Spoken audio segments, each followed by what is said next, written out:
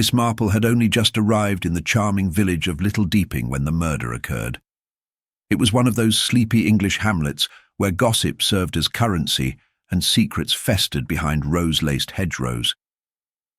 She had come to visit an old friend, Isabel Denning, a retired opera singer with an extravagant flair and a passion for velvet curtains. The house, Denning Hall, stood at the edge of the village like a proud relic of theatrical excess. Red wallpaper, black lacquered furniture, and a stage-like drawing room with floor-length blood-red curtains framing the French windows. The morning of the murder was unusually quiet. Isabel had planned a small luncheon with 3 guests: Maurice Telford, a fading stage actor with debts and a drinking problem; Gilda Telford, his much younger wife, who loathed the country air and spent most of her time scrolling through her cigarette case; and Dr. Henry Braithwaite, the local physician with a brusque manner and a peculiar dislike of Isabel's velvet decor. The luncheon was to be held at 1 o'clock sharp. Miss Marple, always an early riser, had already enjoyed a peaceful breakfast and was strolling the garden path when the maid, Elsie, screamed. Everyone converged in the drawing room. At first glance, the room was, as it had always been, rich, draped and over-furnished. But then came the detail that froze every breath. One of the curtains, usually falling in heavy folds, now sagged oddly. Isabel, white as her breakfast, porcelain, reached out and yanked it aside. A man's body tumbled to the floor. His throat had been slit, and the blood had soaked the curtain behind him, darkening it even further. The face was pale, the expression stunned. None of the luncheon guests recognized him. The police arrived promptly. Inspector Lane, a serious man with a fondness for chalking timelines, found himself immediately out of depth. There was no sign of forced entry. All the windows were locked from the inside. No one had seen a stranger enter the house. The time of death, estimated by Dr. Braithwaite, was between 9 and 10:30 that morning. But at that time, everyone was accounted for. Miss Marple had been in the garden. Isabel was in the kitchen with Elsie, preparing scones. Maurice and Gilda hadn't arrived until noon, and Dr. Braithwaite had patients to attend to in the village. His alibi supported by 2 separate households, Inspector Lane examined the body. The man was in his 30s, well-dressed, though his clothes were crumpled as if he had slept in them. His wallet was gone, but a monogrammed handkerchief marked with the initials CL was found in his jacket pocket. No other clues were present. No murder weapon, no fingerprints, no blood trail. The curtain had absorbed most of the blood, leaving only a small telling pool on the wooden floor. No footprints, no scratches on the floorboards. Just a dead man behind a curtain in a room no one had entered. That curtain was drawn last night, Isabel insisted. I always close them before retiring. No one could have hidden there. And no one opened it since? Miss Marple inquired. Gently, Isabel blinked. Well, no, not until now. Inspector Lane shook his head. The killer must have come in early, hidden the body, and left before anyone noticed. But how? Miss Marple asked.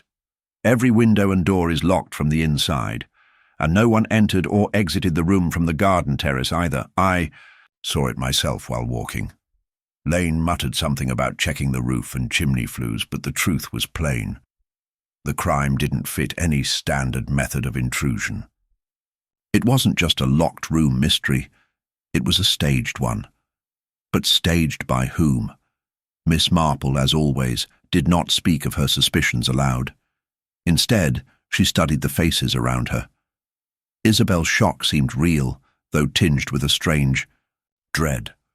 Maurice was too blustery, talking too loudly about theatre tricks and old enemies.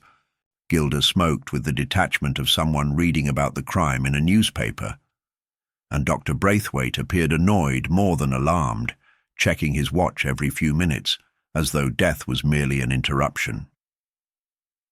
Later that day, the village constable uncovered a lead, a railway ticket stub found in the drawing-room fireplace. It was half-burned, but legible. Paddington to Little Deeping, May 14th, 7:10 a.m., the day of the murder. The man had arrived that morning. But who was he?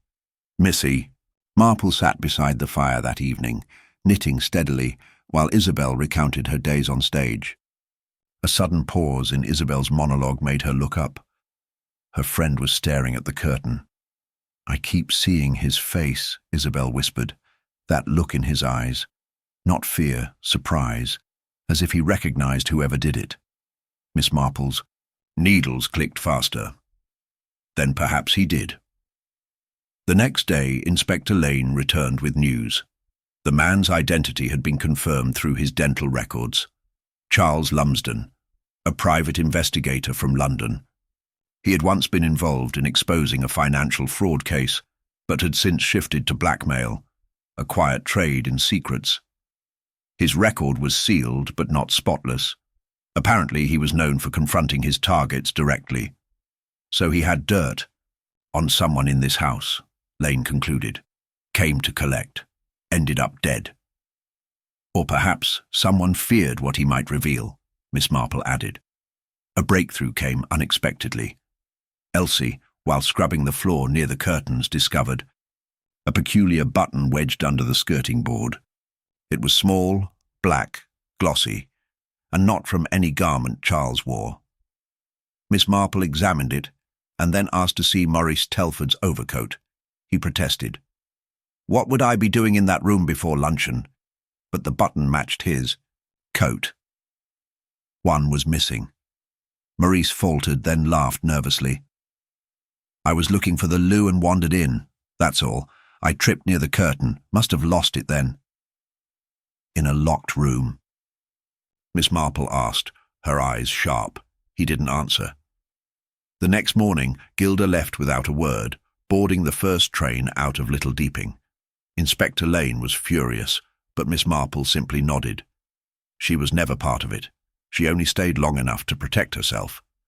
From the quiet hum of village chatter, another name emerged. Charles Lumsden had been seen in the village a week prior, asking questions about a local doctor and a former stage actress. Miss Marple pressed further. She spoke to the postmistress, the grocer, the gardener. A story emerged, fragmented but telling. Charles had approached Dr. Braithwaite. There had been an argument, one overheard by a patient. Words like exposure and licensing board had been exchanged. Miss Marple took a quiet walk to the surgery. Dr. Braithwaite was polite but irritable. She mentioned Charles. "He came to blackmail you, didn't he?" Braithwaite flinched. He had a file. Said he knew about the trial in London. That I'd prescribed narcotics illegally. It wasn't true. Not entirely, but enough to ruin me. "So you came early to the house," she said softly. "Entered while the others slept. You slit his throat and pushed the body behind the curtain. Then you left through the pantry door before Elsie came down." "There is no pantry door," he said, scoffing. "There was," she replied. "You blocked it with the new cabinet last year, but the hinges are still visible." Dr. Braithwaite stared at her, then at the fire. "You can't prove it." "No," Miss Marple said. "But you can." And he did. Later that day, he confessed. Charles had threatened everything, his career, his life. The murder wasn't premeditated, merely desperate. He had hidden the body, thinking to delay discovery, hoping it would all dissolve into confusion. But confusion was never something Miss Marple allowed.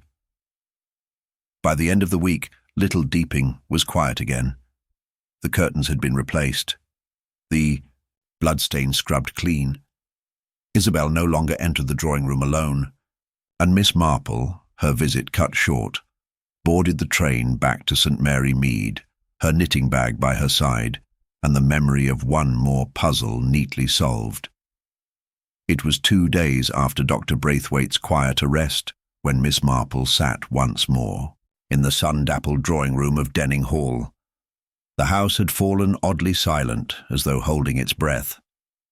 Isabel was back to her usual habits, grand gestures and theatrical sighs, but the murder had left a distinct tremor in the fabric of her home. The curtains had been removed entirely, leaving the room feeling strangely bare, like a stage with no backdrop.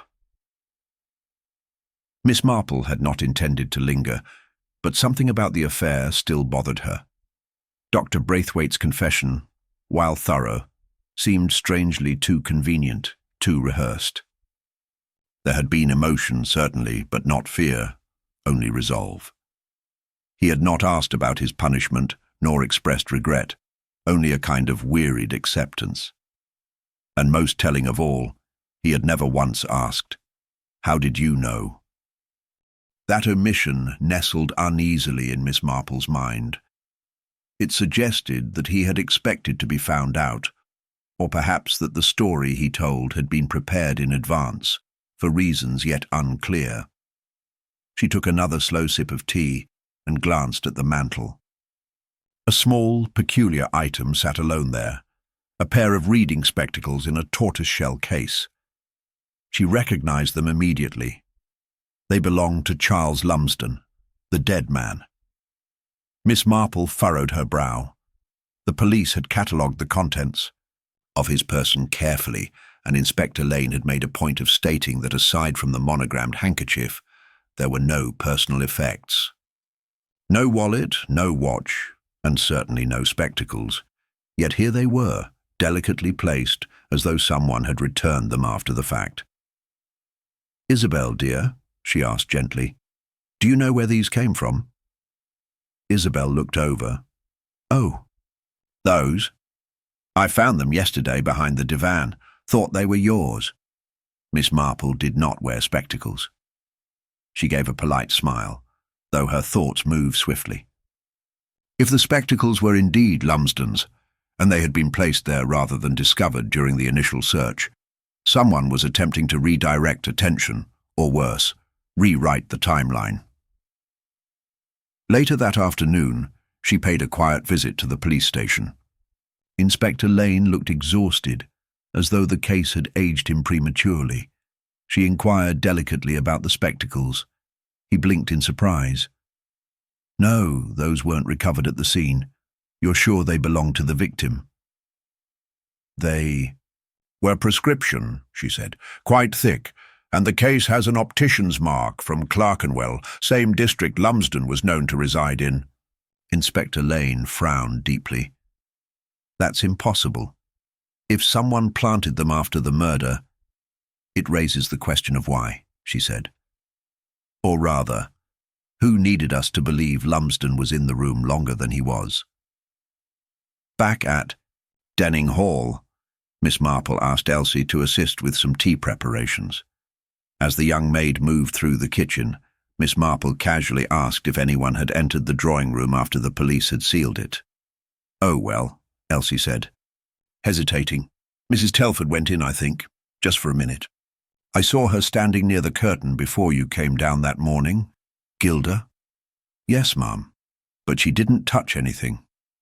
That was doubtful. Gilda Telford had already left the village without explanation. Inspector Lane had been furious, but now her sudden departure made more sense. The planted spectacles, her brief re-entry into the scene, and her cryptic behaviour, something was off. Miss Marple requested Maurice Telford's presence under the pretense of helping her with a letter.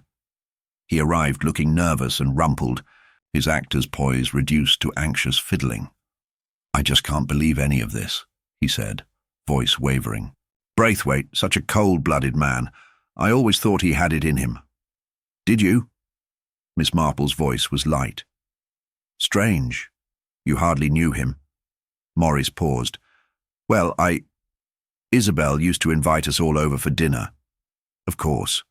She watched him closely. "And your wife? Did she know Lumsden?" Maurice flinched. "No, why would she?" She seemed unsurprised by his death. He laughed, but it was dry. "Gilda doesn't surprise easily. She's been in my business long enough to fake every emotion in the book." That, Miss Marple thought, was probably the only honest thing he'd said. Later that evening, while strolling past the lane that led to the railway station, Miss Marple happened upon the village postmistress. After some casual inquiries and polite gossip, the woman mentioned a curious letter she'd seen mailed a week before. A brown envelope with no return address, sent to a private detective agency in London. The sender, Gilda Telford, Miss Marple, thanked her and walked slowly home. She did not rush her steps, though her thoughts now moved quickly. Gilda had known Lumsden, had hired him perhaps. The brown envelope could easily have contained money, instructions, or documents. Lumsden, in turn, came to Little Deeping with leverage, not over Braithwaite, but over someone else. Back in her room, Miss Marple opened her notebook. The facts had shifted. If Gilda had known Lumsden and planted the spectacles after the fact, what did that mean for Braithwaite's confession? She reviewed the doctor's statement in her mind. It had been detailed, specific, but he had never once mentioned how he knew the victim's name. He'd claimed blackmail, but there had been no letter, no money, no demands. The motive had been inferred, not proven. What if Braithwaite hadn't killed Lumsden? What if he had confessed to protect someone? Miss Marple barely slept that night. In the early hours, the moonlight cutting across the old carpets like silver thread, she sat in the hallway with her tea and thought of love. Not the young, vibrant sort, but the weary, sacrificial kind. She remembered the way Braithwaite had looked at Gilda during the luncheon, brief, sharp, and filled with some unspoken tension. The sort of look a man gives when he wishes to speak but can't. The kind of look one gives someone they've known in secret. In the morning, she sent a telegram to Scotland Yard requesting more information about Gilda Telford's past, specifically, under her maiden name Gilda Horston. The reply came swiftly. Gilda Horston had worked as a nurse's assistant in London before marrying Maurice. She had been dismissed from her position for unethical behaviour. The hospital, St. Matthew's, where Dr. Henry Braithwaite had once practised. Miss Marple sat, very still. It wasn't blackmail, it was history. Braithwaite had known Gilda, he had loved her, or at the very least felt responsible for her. She had found herself in trouble. Lumsden had surfaced with knowledge of that past. She panicked. She or Maurice killed him, and Braithwaite, driven by guilt or love, took the blame to protect her. But there was still no proof, and worse, Miss Marple now feared the real killer was watching, waiting, and might yet strike again. The next morning, Miss Marple arrived at Denning Hall early, her mind still buzzing with the latest discoveries. She was no longer content to sit in the background, watching events unfold. Gilda's actions, combined with the mysterious letter, pointed to a tangled web of secrets. It was time to peel back the layers. As she entered the house, she noticed the subtle tension in the air. Isabel, ever the gracious hostess, greeted her with a tight smile. But beneath the surface, Miss Marple could sense that something was amiss. The house felt colder than before, as if the walls themselves were holding their breath, waiting for something to break the silence. "Good morning, Miss Marple," Isabel said, her voice sounding overly bright. "Did you sleep well?" "Quite well, thank you," Miss Marple replied, watching her closely. Isabel's smile was too forced, and there was an almost imperceptible flicker of unease in her eyes. "I trust everything is in order here?" "Oh, yes, of course," Isabel answered quickly. Then her gaze shifted briefly toward the staircase. "I've just sent for the servants. We're having a little meeting this morning, you see." "How lovely," Miss Marple said. "Perhaps I could join you. It might be useful to clear up a few matters." Isabel hesitated for a moment, then nodded. "Of course. Please, make yourself comfortable." Miss Marple took her seat by the window, where the morning light streamed in, casting long shadows across the room. She had asked to speak with all of the household staff, and now, as they gathered in the drawing room, she could sense their collective nervousness. None of them had been in the room at the time of the murder, yet each had been close, to the scene in the hours before and after. It was these small details that Miss Marple hoped to unravel. First came Elsie, the maid. She had been cleaning the rooms when the murder took place, but she had seen nothing. When questioned further, she was quick to volunteer the detail that she had seen Gilda Telford leave the drawing room shortly before the police arrived. She didn't know why, but the timing was suspicious. However, when asked what Gilda had been doing, Elsie grew quiet. I didn't hear anything unusual, just her footsteps. Did she seem troubled? Miss Marple asked, her voice soft. Elsie hesitated, then shook her head. No, but I did see her glance at the curtains before she left. And she made sure to leave without a word to anyone. Miss Marple nodded, filing away the detail. The curtains had been drawn shut by the time she had entered the room, so Gilda's brief action struck a peculiar note. Next came Maurice Telford. He appeared agitated, as though he was trying to maintain a calm exterior, but his hands trembled slightly as he spoke. I don't know why you're questioning me, Miss Marple. I had no reason to be in that room. Gilda, well, she was upset, but she didn't confide in me. I've already told the inspector everything I know. Miss Marple fixed him with a steady gaze. Is that so? You see, I've been thinking about your wife's sudden departure from the village. Was there something you were hoping to avoid by leaving so abruptly? Morris's eyes darted around the room and he swallowed hard. We left because Gilda was upset. We both agreed it was best to put the incident behind us. Did Gilda tell you about her letter? Miss Marple asked, her tone casual but laced with a sharp undercurrent. Maurice's face paled. What letter? I don't know what you mean. Miss Marple's gaze never wavered. A letter sent to a detective agency in London. Perhaps you didn't know, but Gilda's past in London might be a bit more complicated than you realize. Maurice's breath caught in his throat, and he quickly looked away, as though the truth of Miss Marple's words had struck him harder than he'd expected. Before he could speak again, the door to the drawing room opened and Gilda herself entered, her face a mask of composure. I've heard you're asking questions again, Miss Marple, she said, her voice as smooth as silk, but with a hidden edge. Miss Marple didn't flinch, meeting Gilda's gaze with a calmness that made the younger woman pause. Only trying to sort out a few inconsistencies, Miss Marple replied. Gilda's lips curved into a thin smile. How tiresome for you. But if you're trying to learn about my past, Miss Marple, I'm afraid you'll find it a bit dull. There's nothing to see. Nothing at all, Miss Marple pressed, her eyes narrowing. Not even the letter you sent. For a moment Gilda's expression faltered, just the briefest flicker of panic before she regained her composure. I haven't sent any letter. To a detective agency in London? Miss Marple continued, unyielding. Gilda's breath caught in her throat, and she took a slow step back, her hands fidgeting in the folds of her dress. I don't know what you're talking about, she said, the words coming out more sharply than intended. Perhaps you'd like to explain why you were so interested in Lumsden then. A man who never seemed to matter to you until he ended up dead, Miss Marple observed. Gilda's mouth tightened. I had no dealings with him. It's all some sort of misunderstanding. You're grasping at straws, Miss Marple. But Miss Marple wasn't convinced. There was something in Gilda's demeanour, an unspoken aggression that Miss Marple had seen before in people who were trying too hard to cover their tracks. And what of Dr. Braithwaite?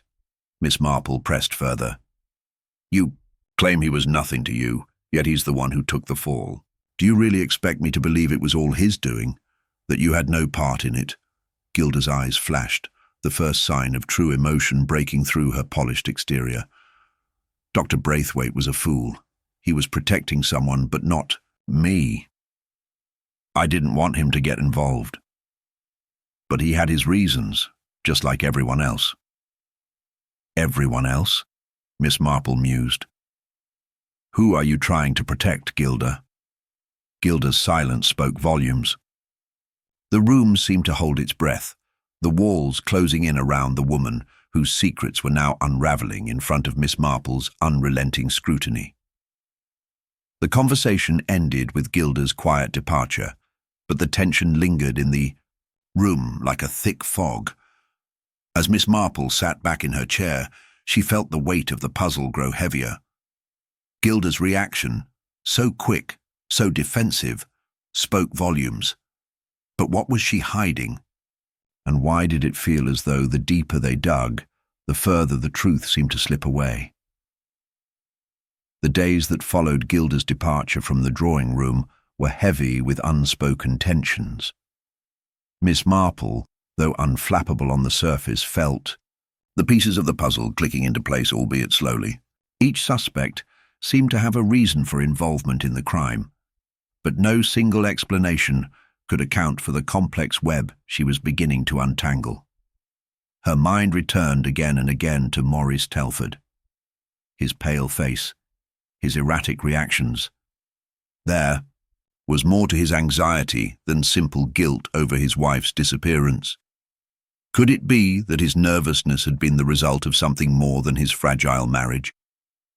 Was it possible that Maurice stood to gain from his wife's death in a way that had yet to be uncovered? Miss Marple's instincts told her that the first place to start was the inheritance.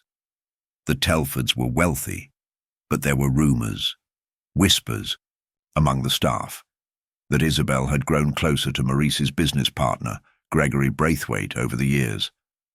Some even claimed that there was more to their relationship than mere professionalism. If there was an affair between Isabel and Gregory, it might explain why he had been so quick to take the blame for the murder. But why would he sacrifice himself for her? That was the puzzle that Miss Marple needed to solve. As she sat in the small study, reading over the letters she had collected, her thoughts shifted to Gilda again. The young woman's unease had been almost palpable when Miss Marple had pressed her about the letter. Gilda's defensive posture, her quick denials, they didn't sit right. But what was she hiding?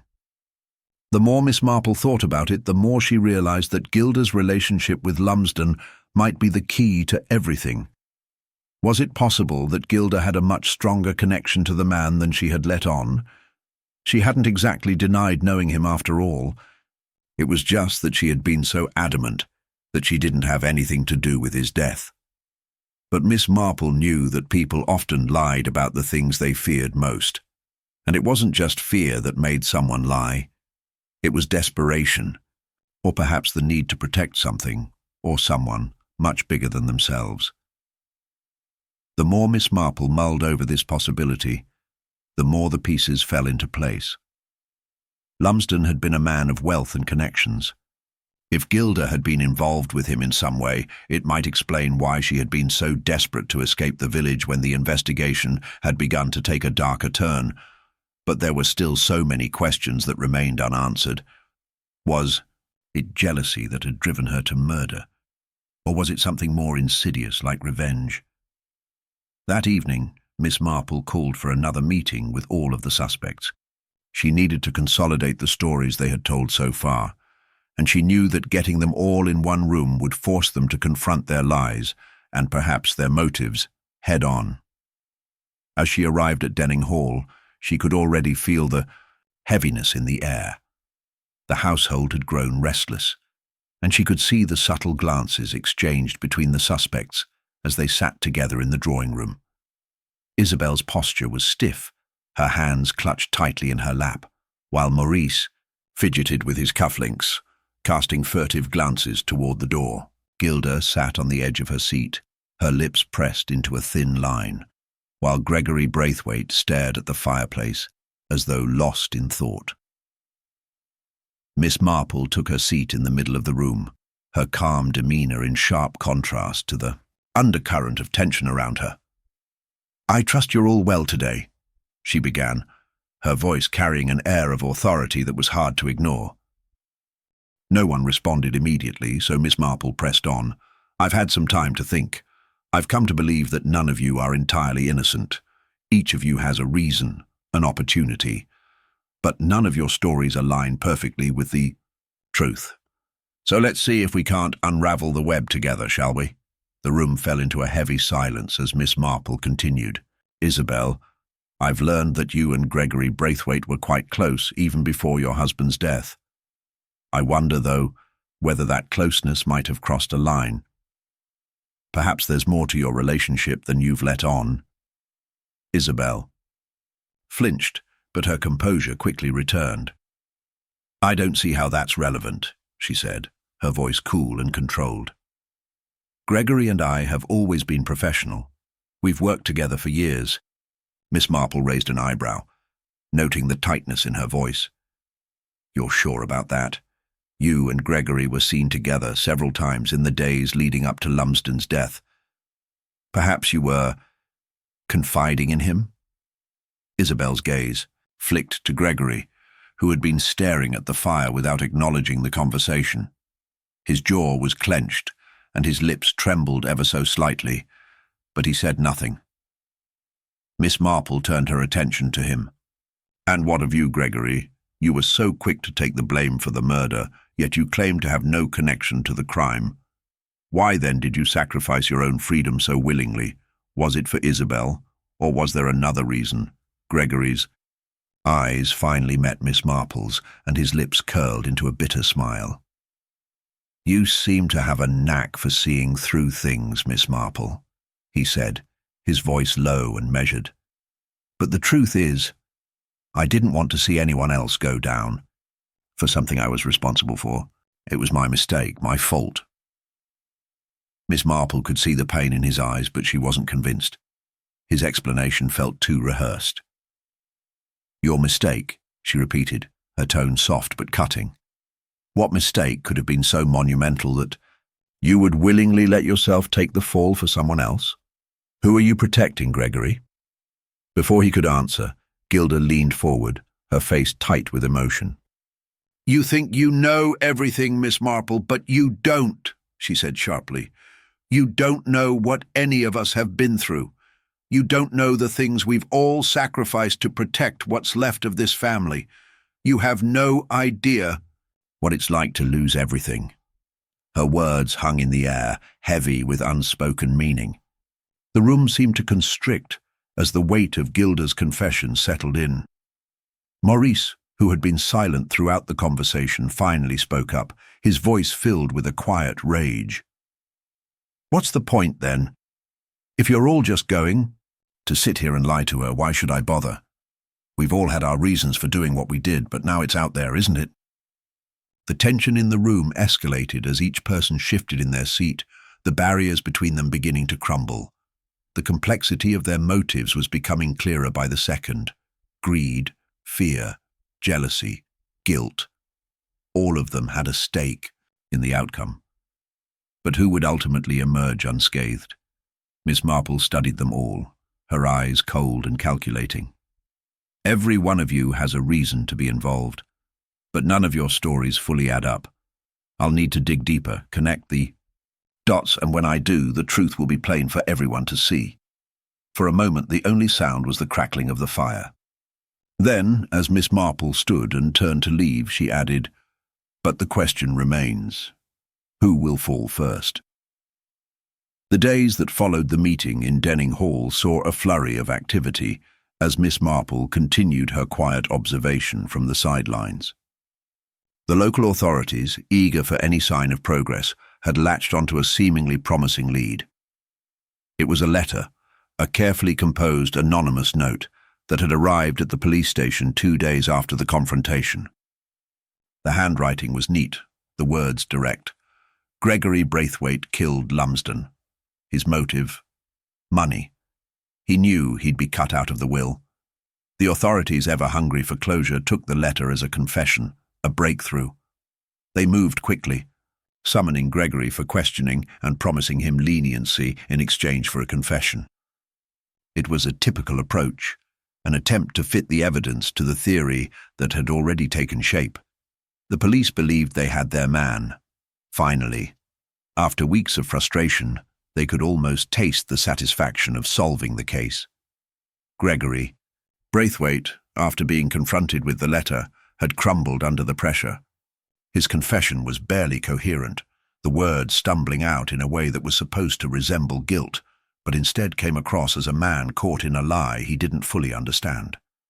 It was far too easy, too convenient, and Miss Marple's instinct told her that something wasn't right. She sat quietly in the corner of her sitting room, a steaming cup of tea before her, but her mind was elsewhere, racing through the tangled web of evidence and motives that she had gathered. Gregory's confession, sudden, desperate, was the first crack in the facade of truth. There was something off about it, something that didn't sit well with Miss Marple's trained eye. People confessed to things they hadn't done for many reasons, but they didn't typically do so when they were being offered a way out. If Gregory were truly guilty, why would he be so eager to take the fall for something so significant? The more Miss Marple thought about it, the more she realized how the authorities had been too quick to settle for the easy answer. Gregory's supposed motive, a desire to inherit Lumsden's wealth, didn't quite line up. If he had been so sure of his place in the will, why would he have needed to resort to murder? There were too many unanswered questions, and the pieces just didn't fit together. With the police now firmly believing that the case had been solved, they began preparing a public announcement. The town buzzed with the news that Lumsden's killer had been found. Yet Miss Marple could feel the stillness creeping over her, a stillness that came from knowing that the true culprit was still out there, watching from the shadows. That evening, as she sat alone, pondering the evidence once more, a soft knock echoed at her door. She glanced up, momentarily surprised by the visitor. When she opened it, she found Gilda standing there, her face pale and drawn. She looked different than before. Her composure had cracked, and the usual guardedness was gone, replaced by something desperate. I need your help, Miss Marple," Gilda stammered, her voice trembling. "I think I know who did it, but I can't bring myself to say it out loud. I'm too scared." Miss Marple gestured for Gilda to sit, her demeanor calm, welcoming. She could see the fear in the young woman's eyes, the fear that hadn't been there before. "Tell me what you know, Gilda. You don't have to be afraid here." Gilda took a deep breath, her hands shaking as she clasped them together tightly. "I think it was Maurice," she said quietly. "I think he killed Lumsden.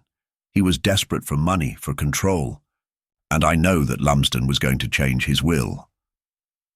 Miss Marple leaned forward slightly, her mind whirring with the new information. Maurice Telford had been a man of many moods, none more intense than his obsession with his family's future. He had been fearful, and she suspected that fear had turned into something darker. But Gilda's words, though disturbing, still didn't fully explain the complexities of the case. Why would Maurice go so far? Was the will change really the only thing that had driven him to murder? And why had Gilda waited until now to speak up? Miss Marple's intuition told her that the pieces were still scattered, too many gaps left in Gilda's story. But the young woman's admission gave her something important, a new angle to pursue. The next day, Miss Marple set out to confirm Gilda's story. She needed to know more about Maurice's relationship with Lumsden, their business dealings, and the specifics of the will. The police were already preparing to make their announcement, so time was running short. When she arrived at the Telford estate, the atmosphere was tense. Maurice and Isabel were huddled together in one of the parlours, discussing something in hushed tones. Miss Marple paused just outside the door, catching snippets of their conversation. Maurice's voice was tight with emotion, and Isabel's was sharp, defensive. "I told you, it's over. No more lies," Isabel was saying. "The police have already decided, and we're not going to stir up more trouble." Maurice's voice followed, low and strained. "You don't understand. If they find out the truth about the will, everything changes. You and I, we lose everything." Miss Marple pressed her ear to the door, her heart quickening. There it was again, the fear of losing something. Something worth killing for. She stepped back, but as she did, her eyes caught something unexpected. A small object on the floor, tucked just beneath a chair, a cufflink. It was shiny, silver, the engraved initials barely visible. A quick glance confirmed that it didn't belong to Maurice. It wasn't his, nor was it Isabel's. But it was very familiar to her. She had seen the same design on the cufflinks Lumsden had worn the night he died. Her pulse quickened. The tiny piece of evidence, a cufflink, had slipped from someone's pocket, unnoticed by everyone but Miss Marple. It was the kind of thing that could easily have been overlooked in the rush to declare the case closed. The cufflink, small as it was, had just shifted the entire investigation into a new direction. Miss Marple now knew that the real culprit remained hidden, and that the confession from Gregory Braithwaite had been nothing more than a smokescreen, a false victory for the authorities who were too eager to close the case. The true criminal was still watching, waiting for the moment when the pieces would finally fall into place, and Miss Marple was going to make sure that it happened soon. The following morning, Miss Marple found herself once again in the quiet solitude of her sitting room, the cufflink now resting on the table in front of her. It glinted in the soft morning light, a reminder that the answers she sought were just out of reach.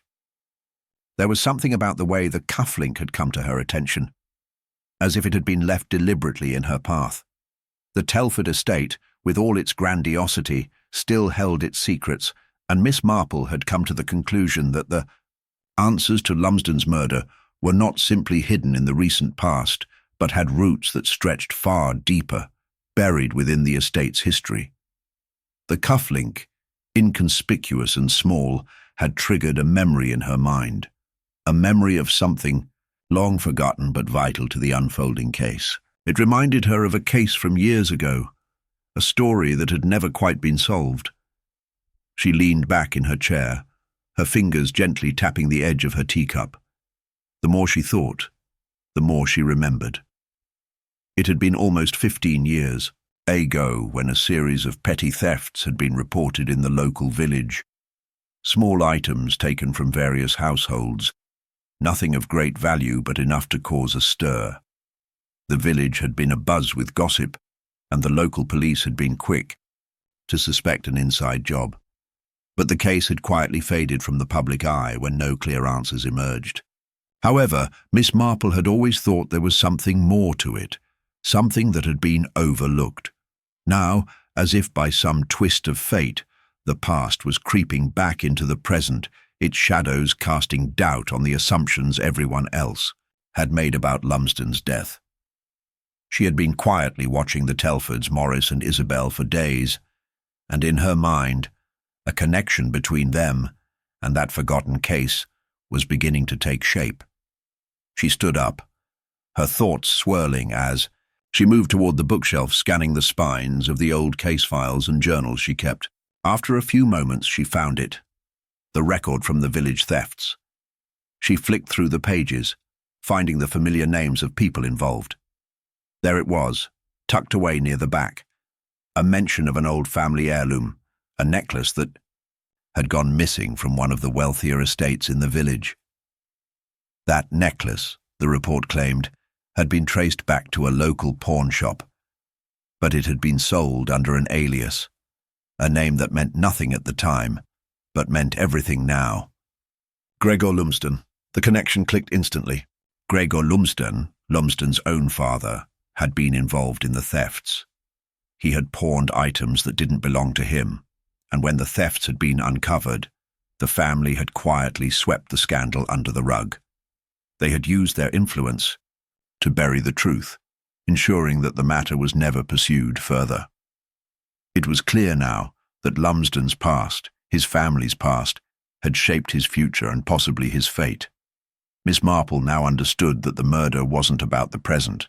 It was about the legacy of greed, the tangled web of family secrets that had been left to fester for decades. The Telfords, by their connection to Lumsden's family, were far more entangled in this crime than anyone had realized. It was no longer just about money. It was about power, about old debts and resentments carried across generations. Her first move was to speak with Isabel, whose reactions had been too controlled to ignore. She arranged a meeting, one that was supposed to be a casual chat about the recent events. When Isabel entered the room, she seemed composed, but Miss Marple could sense the underlying tension, the subtle way she avoided eye contact. "I hope you're finding some peace after all that's happened," Miss Marple said gently, settling into her armchair and motioning for Isabel to take the seat across from her. "It's been a terribly trying time for everyone."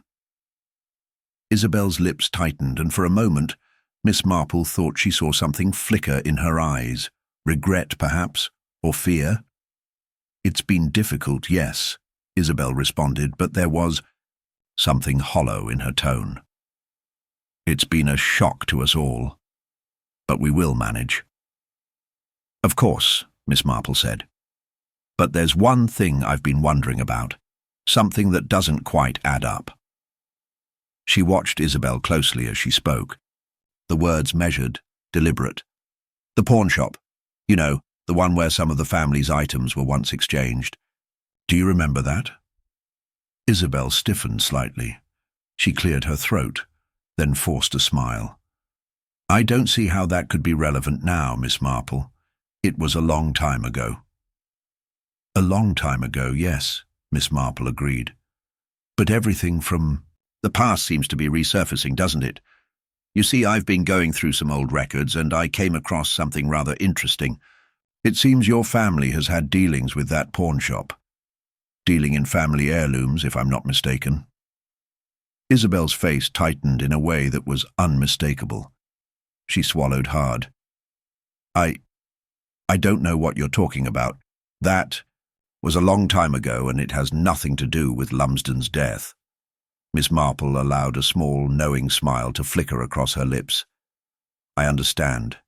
But you see, Isabel, sometimes the past doesn't stay buried as easily as we'd like. And the sins of our families, well, they have a way of catching up with us, don't they?" The silence stretched between them like a taut wire. And for the first time, Miss Marple saw the flicker of real fear in Isabel's eyes. "I don't know anything about it," Isabel whispered, her voice strained. "I've never been involved in anything like that. Morris and I have had our own problems, but it's not related to Gregor's death. I swear." Miss Marple studied her for a moment, sensing the strain in her words, but also noticing the little tremors in her hands. There was something more to this, something hidden beneath the surface, but Isabel wasn't ready to give it up just yet. "I'm sure," Miss Marple said, leaning back. "But I'll tell you one thing, Isabel. The truth always finds its way to the surface. Even the darkest secrets cannot remain hidden forever." As Isabel stood to leave, Miss Marple's mind raced with the new connections she had uncovered. The old family scandals, the connections to the pawn shop, the debts and lies buried deep in the Telford family's past. It all pointed to one inevitable conclusion. This wasn't just a crime of opportunity. It was the culmination of years of secrets, of grudges held and debts unpaid, and she knew now, without a doubt, that the killer wasn't going to give up easily. They were still hiding in the shadows, waiting for the right moment to strike again. But Miss Marple was ready. She had the past to guide her, and now nothing would remain hidden. As the days passed, Miss Marple's mind continued to churn, piecing together the fragments of the puzzle that had so far eluded the authorities. Despite her quiet confidence, she was aware that each new revelation only raised more questions. The truth, she knew, was out there, but it was buried deep, obscured by layers of pride, fear, and old wounds. The suspects were too guarded, each one hiding behind a carefully crafted mask, unwilling or unable to show their true selves. It was then that Miss Marple decided to employ an unconventional tactic, one she had used with success on previous cases. but rarely in situations as delicate as this. The key to unlocking the truth, she realized, lay in the human psyche, the subtle cues that betray a person's innermost thoughts, those fleeting moments of vulnerability that could crack the most meticulously constructed facades. Maurice Telford had been her target for days now. His aloof demeanor, his evasive answers, and his insistence on distancing himself from the investigation made him the prime candidate for further scrutiny. But it wasn't his words that Miss Marple focused on, it was his behavior. She had been watching him closely, noting the slightest shift in his posture, the brief moments of discomfort in his eyes when the conversation veered too close to the truth. She arranged to meet him under the guise of offering her assistance with the investigation, a chance for him to share his thoughts in a more private setting, away from the prying eyes of the police. She had no intention of offering comfort. However, instead, she intended to push him into revealing something that even he might not be aware he was hiding. When Maurice entered her sitting room, his usual air of haughty detachment was present, but Miss Marple noted the subtle tension in his movements, an unease that was hard to disguise. She had anticipated this, of course. The men who most tried to control the narrative were often the ones who were hiding something significant. "Please, Maurice, sit down," she said, motioning to the chair across from her. "I know the police are doing their best, but there are still so many unanswered questions. Perhaps together we can make sense of this tragedy." He sat stiffly, his back straight and his hands folded neatly in his lap. "I've already told them everything I know," he replied, his voice cool, but lacking the sharpness it usually carried. "There's nothing more to say." Miss Marple gave a small, sympathetic smile. Of course. But sometimes, the smallest details can make all the difference. Sometimes things we don't even realize we've noticed become the crucial piece of the puzzle. You must have seen something unusual, in the days leading up to Gregor's death. Maurice shifted in his seat, his lips pressing together in a thin line. "I told you, Miss Marple, I didn't see anything out of the ordinary." Miss Marple continued, undeterred. "But surely, as his close family, you would have sensed something. A change in his demeanor, perhaps. A hint of something troubling him." For a brief moment, Maurice's eyes flickered, just long enough for Miss Marple to catch it. He quickly composed himself, his gaze now fixed firmly on her. Gregor was a complicated man. He had many enemies, as you know.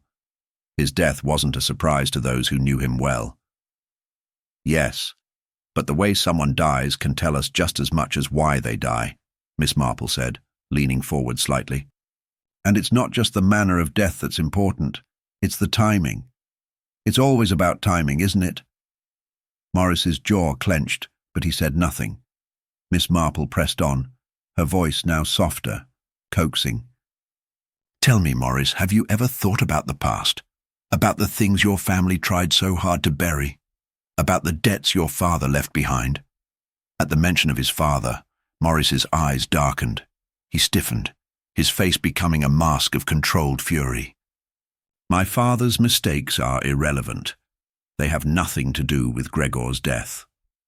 Miss Marple smiled, a small, knowing smile that seemed to unsettle Maurice even more. "You're right, of course.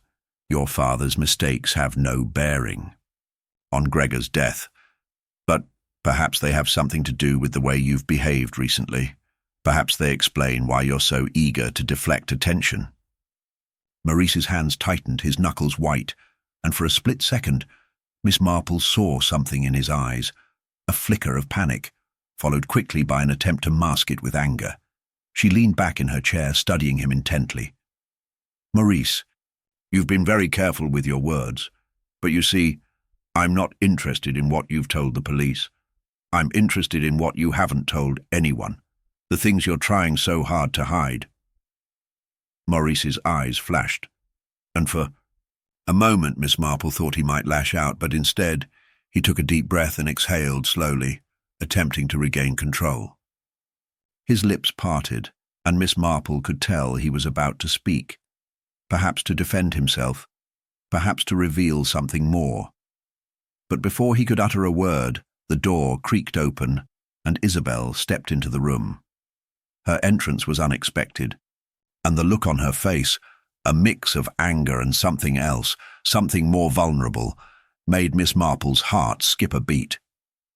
Isabel's gaze darted between Miss Marple and her husband, and she hesitated for a moment, then spoke in a low, controlled voice.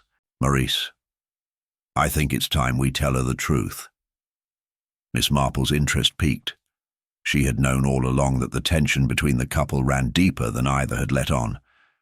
But the way Isabel had entered the room suggested a shift, a crack in the facade. There was something more going on here than she had anticipated. Isabel turned her eyes toward Miss Marple, her tone now softer but with an edge of desperation. "It's not just about the past, is it? The debts, the lies. It's about what we did to try and cover it all up." Maurice's face went pale, his expression shifting between shock and fury as he stood up abruptly. "Isabel, no! We agreed!" But Isabel was already speaking, her words coming in a rush. "I couldn't live with the lies anymore, Maurice. Not after what we did to Gregor. Not after what you did." Miss Marple leaned forward, her heart racing as the pieces finally began to fall into place.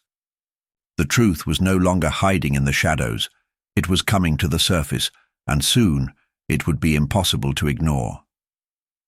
As Isabel's confession spilled out, the walls that Maurice had so carefully constructed began to crumble, and Miss Marple knew that she had finally broken through. The deception, the hidden motives, the tangled web of lies, it was all unraveling. And as it did, the real face of the killer began to emerge from the depths of the past, just waiting for the final piece of the puzzle to fall into place. The confession hung in the air like a dense fog, thick and suffocating, as Isabel's words slowly settled over Maurice. His once stoic exterior cracked, and in that moment he was nothing more than a man exposed, his guilt now laid bare. But as Miss Marple carefully examined the couple before her, a nagging doubt lingered in her mind. Was this all of it? Was this the truth? Or was there something more buried deeper still? Maurice's face was a study in contradiction. The anger was there, no doubt, but so was fear. Fear not just of the truth being uncovered, but of what that truth might mean for him. For the first time, Miss Marple saw the man as he truly was, not the calculated, detached figure he had so carefully portrayed, but a man driven by desperation, trapped in his own web of lies. Yet as Isabel's confession trailed off, Maurice was quick to regain some measure of control. He opened his mouth to speak, but before a word could escape, a sharp rapping at the door interrupted the moment. The constable, whose presence had become as familiar as any of the suspects in the case, stood in the doorway, his face drawn, his eyes filled with unease. "Miss Marple, we need you," the constable said, his voice strained. "It's about the evidence. The ledger. It's gone." The room grew tense, a heavy silence following his words. Miss Marple's eyes narrowed. The ledger, the one crucial piece of evidence that could confirm the details of Maurice and Isabel's past dealings, the very document that could expose the motive behind Gregor's death, had vanished.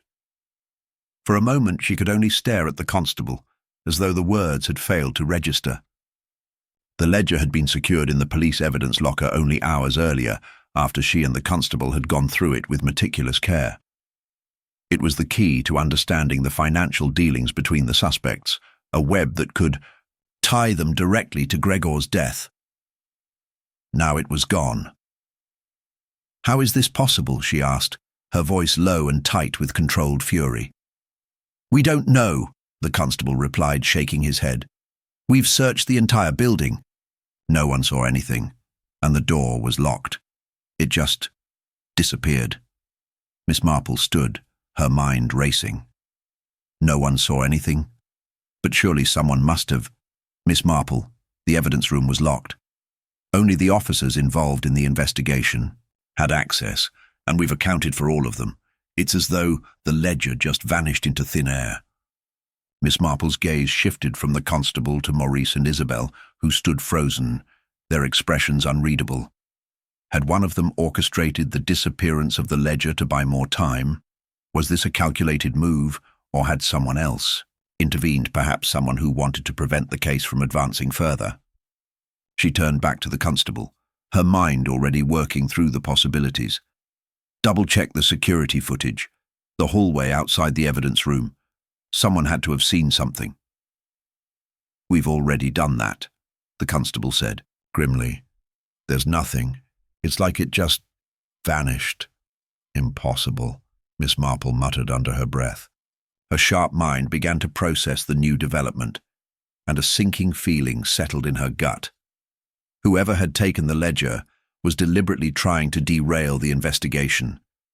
But why now? What did they fear? She couldn't shake the feeling that the missing evidence was just one part of a much larger puzzle. Someone had made a calculated move to silence the truth, and that meant the stakes had just risen higher than ever. I need to speak with the officers who were on duty when the ledger was secured, Miss Marple said, her tone firm and commanding. And I need to speak with them now.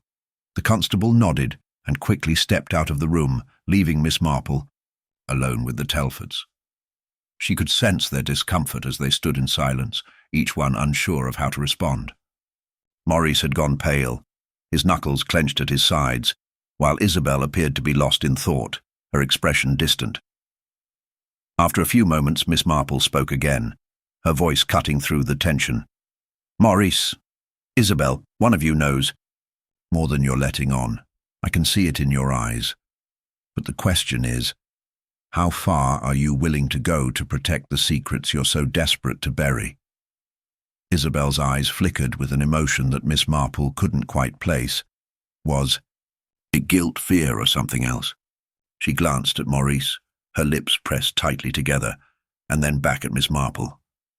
We didn't steal the ledger, Isabel whispered, almost as though the words were too heavy to speak aloud. But we know someone who might have. Maurice shot her a sharp, furious look. Isabel, don't— No, Maurice, she interjected, her voice shaking. It's time. We've been living with this lie for too long. There's someone else. Someone we've been trying to protect. Miss Marple's curiosity piqued. Who? Who is it you're trying to protect, Isabel? But before Isabel could respond, the door swung open once more, and the constable returned, his face pale and lined with worry. Miss Marple, he began, his voice tight. There's been another development. The security footage. There's something you need to see. Miss Marple's pulse quickened. She nodded, gesturing for him to lead the way. As they made their way to the monitoring room, her mind raced through the possibilities. The footage could hold the key to uncovering who had taken the ledger, and perhaps why. When they reached the room, the constable immediately pulled up the footage. For a moment, the screen showed the empty hallway outside the evidence room, the dim light flickering overhead. Then, in the grainy footage, a shadow appeared. A figure, cloaked in darkness, moving with deliberate speed. Miss Marple leaned in, her breath catching. The figure was unmistakable. It was one of the officers who had been in charge of the evidence room. Well, Miss Marple muttered under her breath, a mixture of satisfaction and dread curling in her stomach. It seems we have a traitor in our midst. The constable turned to her, his face pale. What do we do now? We confront them, Miss Marple said, her voice steady, but with an undercurrent of steel. And we find out who's been working against us, and why. As the case took yet another dark turn, the pieces of the puzzle slowly began to fit together.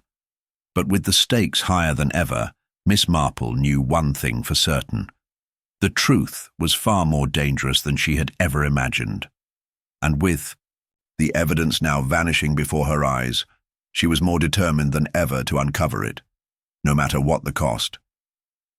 Miss Marple's eyes never wavered from the screen as the figure moved across the hallway, the blurry outline of the officer, clearly identifiable now.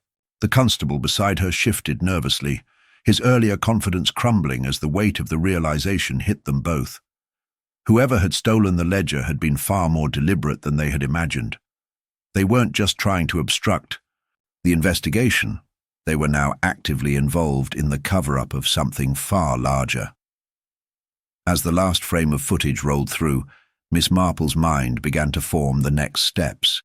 It was clear the officer was the key, but there was more to this than a simple theft. Why had he risked his position? What was he trying to protect? The door to the room opened abruptly, and the constable's voice broke her concentration. "Miss Marple, you need to come quick," he said, his breath coming in shallow bursts. "There's been another attack. Someone's been hurt." Without a word, she turned sharply and followed him, her heart sinking.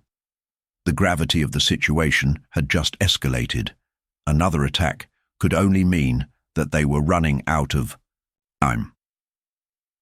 They reached the station's lower hall in moments, where a group of officers had gathered around something, or rather, someone on the ground. A figure lay crumpled in the corner, their hands bloodied and face twisted in agony. Miss Marple's eyes flicked over the body, and a chill ran down her spine as she recognized the man. It was Inspector Evans, the one officer who had been the most cooperative in the investigation. The one who had, just days ago, seemed like the only trustworthy ally she had left. He was barely conscious, but he groaned when he saw Miss Marple, his eyes pleading for something. A question, perhaps, or an explanation. He tried to speak but was silenced by the pain that racked his body. His right leg was bent at an unnatural angle, and the blood seeping from his chest told her all she needed to know. This was no random attack. Whoever had done this was sending a message. The constable knelt beside the inspector, trying to assess the situation. "He's been stabbed, right in the chest." Miss Marple knelt down as well, her mind spinning. This wasn't just about hiding the evidence anymore. The criminal, whoever they were, had just made their move. They weren't waiting for the investigation to unfold. They were acting now, in the midst of it, as though they knew everything. Miss Marple was planning, anticipating every step she took. "What happened, Inspector?" Miss Marple asked gently, brushing his hair back as she tried to make sense of the scene. His lips parted, and he attempted to speak again, but only a weak cough escaped. The constable turned to her with a pained look. "He won't be able to talk. It's too late." "No," Miss Marple whispered. She placed her hand on the inspector's shoulder, trying to offer some comfort despite the overwhelming chaos. The pain on his face was a reminder of how much was at stake now. But the fact that he'd been attacked in this way also revealed something deeper, a desperation. A sense that the forces behind this case were not just trying to cover up a crime, but were trying to eliminate anyone who might stop them. "Get him to the hospital," Miss Marple ordered, her voice sharp and unwavering despite the rising dread in her chest. She couldn't allow herself to break now. There was still work to be done. As the paramedics arrived and lifted Evans onto a stretcher, Miss Marple's mind raced. She stood, her gaze lingering on the empty hallway, the silence of the station now more unnerving than ever. Whoever was behind this, whoever had orchestrated the death of Gregor, had stolen the ledger, and now attacked Evans, was moving with a precision that suggested they knew exactly what Miss Marple was thinking. Every step she made seemed to play into their hands. She needed to act quickly. The constable followed her closely as she moved back toward the evidence room, her mind already calculating her next move. The theft of the ledger had already set them back, but now, with the inspector down, the stakes had risen. Miss Marple could no longer afford to simply piece together the story. She had to anticipate the next move before the villain struck again.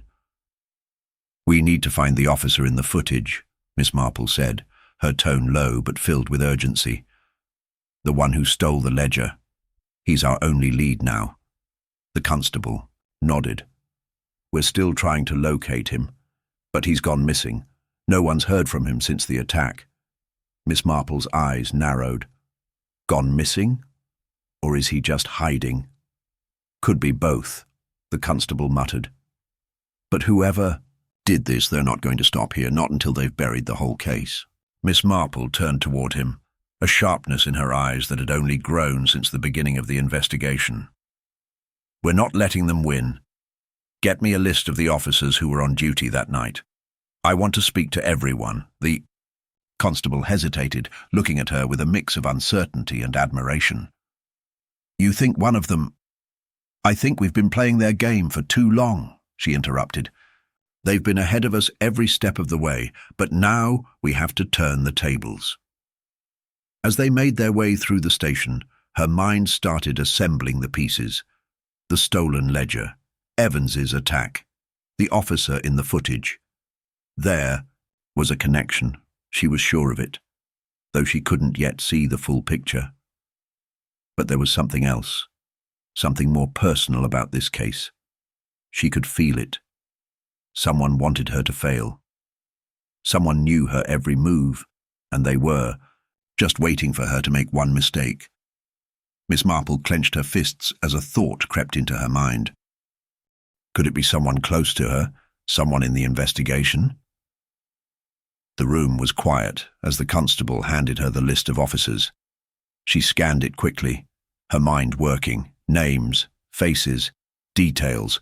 All of them were possible suspects now. All of them had access. The realization hit her like a thunderclap. The next murder wasn't just a threat, it was imminent. The game had changed. She had to move faster, think sharper. Whoever was behind this was still out there, watching, waiting, and calculating their next move, and she was running out of time.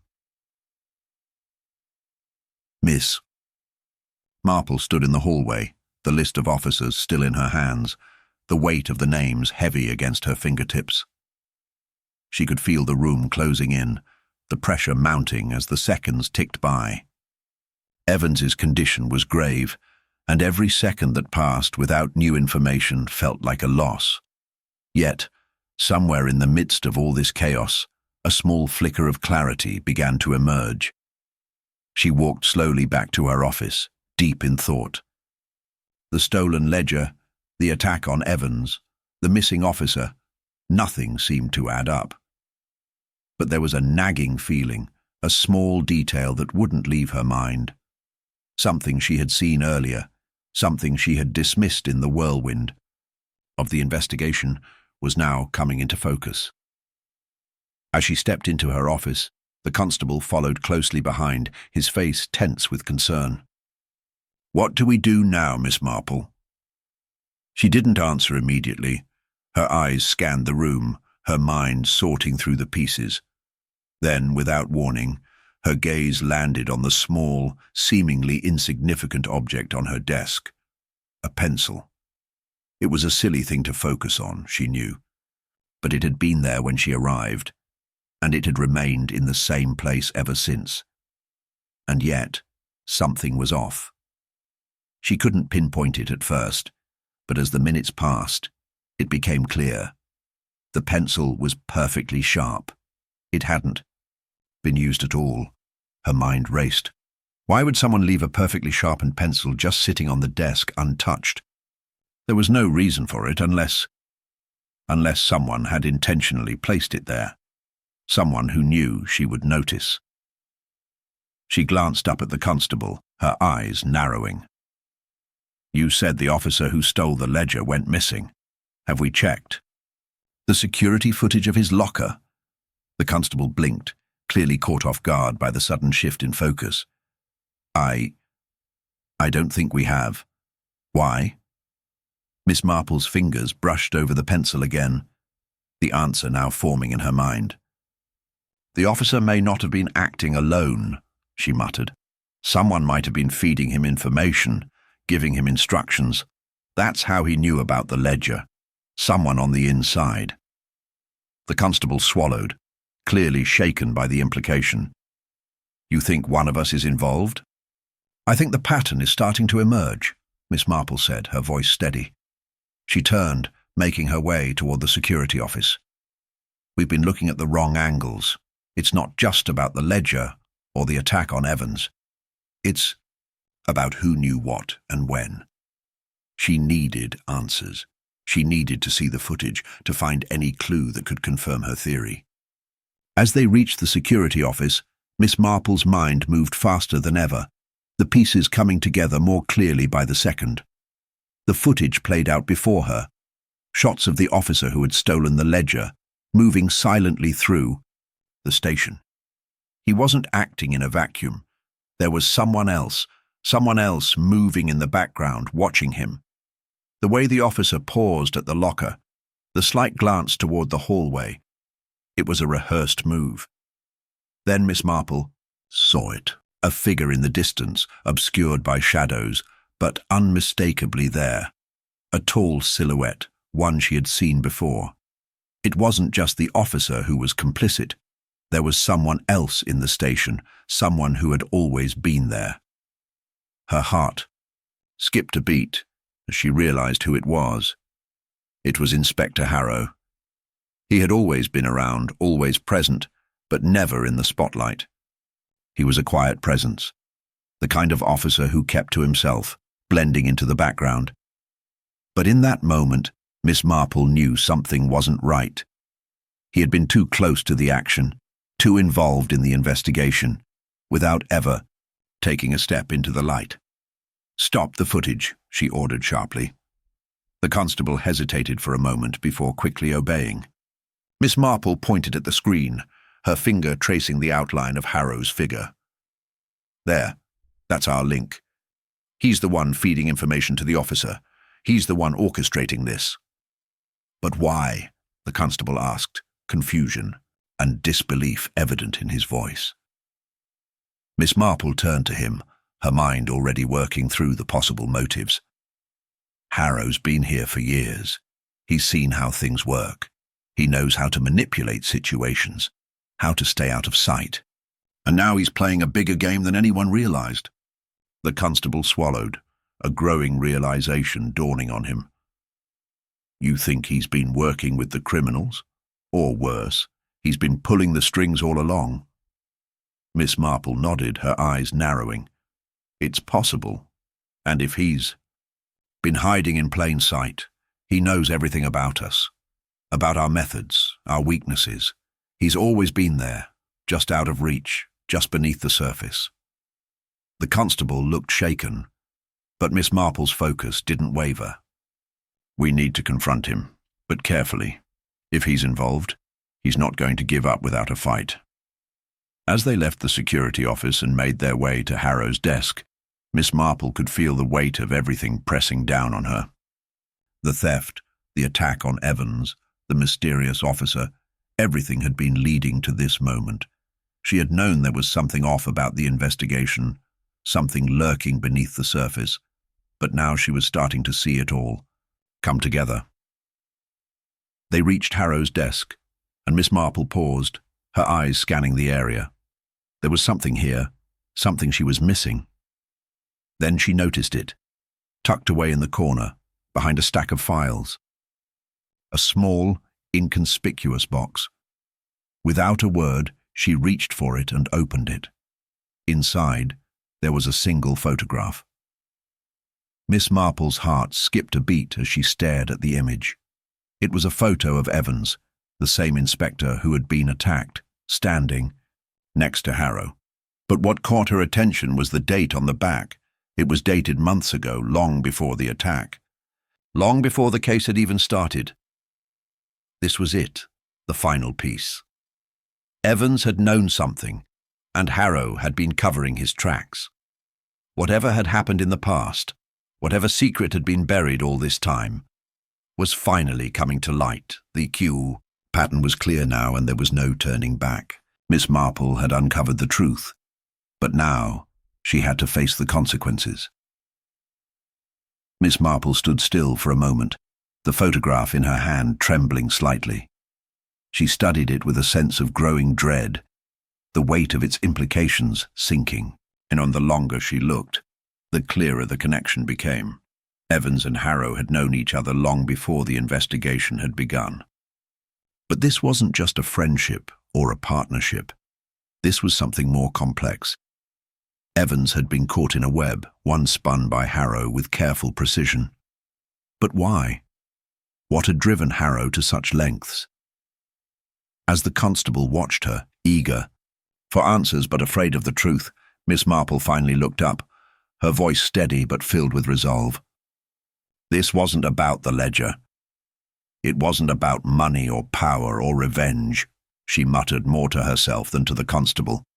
This was about control, manipulation on a scale we weren't prepared for. She set the photograph down, gently on the desk, her mind racing. It wasn't enough to know that Harrow had orchestrated the entire scheme. The real question was why. What had driven him to play this dangerous game, to risk everything, to destroy the lives of his colleagues, his friends? What could be the motive behind it all? The constable shifted uncomfortably, sensing that something deep and dark was unfolding. But why would he go so far? Why attack Evans, steal that ledger? If it was control, then— Miss Marple interrupted, her eyes narrowing as pieces of the puzzle clicked together in a chilling realization. Harrow didn't just want control over Evans or anyone else in this station. He wanted control over the whole investigation. Over all of us. The constable looked bewildered. I don't understand. Miss Marple's voice grew sharper, as if she was speaking the truth aloud for the first time, trying to make sense of it. Harrow's whole career was built on secrecy. He thrived in the shadows, unnoticed. But something changed.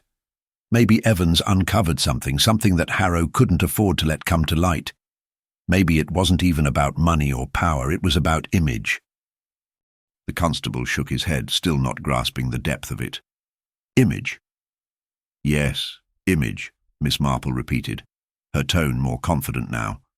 You see, Harrow had built a reputation for himself as an upstanding officer, never seeking the limelight, never stepping out of line. He was always the quiet one, the one who never raised suspicion. But that doesn't last forever. The truth has a way of coming out, especially when you're hiding something. Miss Marple moved away from the desk, pacing as she pieced together the fragmented details in her mind. What if Harrow had done something long ago, that he couldn't let anyone find out? Maybe it wasn't a financial motive. Maybe it was something worse. Maybe he was afraid of what might be uncovered if the investigation reached too far. So he took control. He manipulated the crime, and he manipulated us all. The constable finally began to grasp the gravity of what she was saying. You think Harrow was protecting something from his past? Miss Marple stopped pacing, staring at him with a steady gaze. Yes, and whatever it is, it's enough to make him go to any lengths to protect it, to kill, to destroy, to cover his tracks. She turned back to the photograph, her fingers lightly tracing the edges of the image of Evans and Harrow. This isn't just about a case gone wrong. This is about someone who has buried something so deeply that they'll stop at nothing to keep it from surfacing. And Evans, he knew something. He had found a crack in Harrow's carefully constructed life. That's why he had to be silenced. The constable's face grew pale as the pieces of the puzzle continued to fall into place. But what was it, Miss Marple? What was Harrow hiding? Miss Marple's gaze hardened. I don't know yet, but I suspect we'll find out soon enough. She turned to him, her eyes flashing with an intensity that matched her growing resolve. Get me Harrow's file. I want to know every detail about his past, his career, anything that could give us a clue about what he's been hiding. The Abbe. Constable nodded and rushed out of the room, leaving Miss Marple alone with her thoughts. She stood there for a long moment, feeling the weight of the investigation pressing on her chest. The pressure was mounting, but now, at least, she had a clearer sense of the direction she needed to go in. Harrow had been playing a long game, but now she had the pieces. Now it was time to put them together. As she waited for the constable to return, Miss Marple's mind replayed the events of the investigation, the patterns she had seen emerging. There had been small signs all along, glimpses of things that hadn't made sense at the time. Harrow had been careful, meticulous even, in covering his tracks. But no one is perfect. And Miss Marple was nothing if not thorough. When the constable returned with Harrow's file, she wasted no time in flipping it open. Her fingers skimmed over the pages, searching for something, anything, that could offer an explanation. It wasn't long before her eyes locked onto a particular detail. There, buried deep within the file, was a reference to a cold case, one that had been dismissed years ago, with no leads, no suspects, no closure. But Miss Marple wasn't fooled. The case involved a young woman who had gone missing, her body never found. The investigation had stalled when no evidence was found to link anyone to her disappearance. But what struck Miss Marple was the name of the lead detective on that case. Harrow. He had been the one to close it. He had been the one to ensure that it went nowhere. Why? Why had he done that? What was so important about this particular case? She could feel her pulse quicken as the answer began to form in her mind. She snapped the file shut and turned toward the constable. Harrow was involved in a disappearance. A woman vanished under suspicious circumstances, and he was the one who closed the case. The constable frowned, not understanding. But why would that matter now? That case was years ago. Miss Marple's voice was grim. Because whatever happened to that woman, Harrow couldn't afford for it to be uncovered. It was a stain on his career, on his life. If anyone found out what really happened, it would destroy him. And that's why he's been willing to do anything at all, to keep the past buried. The constable's face turned pale as the reality of what Miss Marple was saying settled in. Harrow wasn't just a criminal mastermind. He was someone with a past so dark and twisted that he was willing to sacrifice everything to protect it. Miss Marple glanced down at the photograph once more, a chilling sense of certainty washing over her. Harrow wasn't just hiding a crime. He was hiding the truth about his own past, and that truth would bring everything crashing down. The rain had returned by the time Miss Marple stepped into the old meeting room, the one rarely used anymore except for quiet interrogations or confidential strategy sessions. The dim light overhead flickered once, then held steady, casting long shadows across the file-strewn table at the center. She didn't sit. Instead, she placed the file on the table with deliberate care, fingers brushing over the cover as if sealing the fate inside. Harrow would be here in minutes. He didn't know it yet, but this meeting wasn't routine. It was the end. Miss Marple had rehearsed this confrontation in her mind a dozen times, running through every possibility. She'd weighed each word carefully, each pause, each inflection. Now that the moment had arrived, her heartbeat was steady. The puzzle was solved. All that remained was to hear the truth from the architect himself. The door creaked open. Harrow stepped in, drenched from the storm but composed, always composed. His dark coat clung to his frame, and his eyes, though tired, flicked across the room with sharp alertness. He gave a small nod, the same professional courtesy he extended to everyone, regardless of what he might be hiding behind that calm exterior. "You wanted to see me?" he asked, voice casual, tone even. But she saw the subtle tightening of his jaw, the way his gaze flickered ever so briefly to the file on the table. He knew. Miss Marple gestured toward the chair across from her. "Please, Inspector, sit," he hesitated for just a moment, barely a heartbeat, then moved to the chair, the wet fabric of his coat whispering against the leather. "I assume this is about the Evans case," he said, almost bored. "New evidence?" Miss Marple folded her hands in front of her. "In a way, yes. It's more about old evidence, forgotten things. Things that shouldn't have been buried." Flicker of annoyance crossed his face. "I'm not sure I follow." "You will," she said softly. "Do you remember the case of Clara Winthrop?" His posture stiffened. Not enough for someone untrained to notice, but Miss Marple noticed everything. His fingers flexed once on the armrest. "Of course, tragic case, disappearance, no trace. It went cold years ago. You closed it," she said, her voice even. "The final report listed her as presumed dead. No foul play, insufficient evidence. You wrote those words yourself." Harrow's jaw clenched. "Because that's what the facts showed." "No, Inspector," she said, and now her voice carried the weight of certainty. "That's what you wanted the facts to show." He opened his mouth, whether to protest or deflect. She didn't let him speak. "She was pregnant," Miss Marple said, cutting through the room like a blade. 2 months along, you knew. You knew because the report from the clinic was in her personal effects.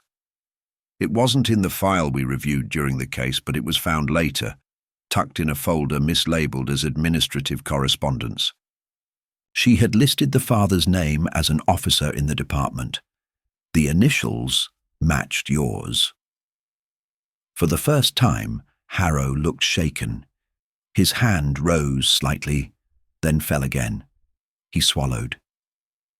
"I was young," he said at last, voice suddenly hoarse. "Stupid. We were both. It wasn't supposed to happen." Miss Marple didn't flinch. "She came to you, told you about the pregnancy. You panicked. A rising career, a scandal like that. It would have destroyed everything. You silenced her." "No," he snapped too quickly. "That's not what happened." "Then tell me," she said gently, leaning forward. "Tell me what happened after she disappeared. Tell me why you lied. Tell me why you buried her case and made sure no one would ever find her." Silence hung heavy in the air. He looked at her, something fierce and bitter churning beneath his otherwise calm expression. "I didn't kill her," he said finally. "She left. She told me she was going to disappear.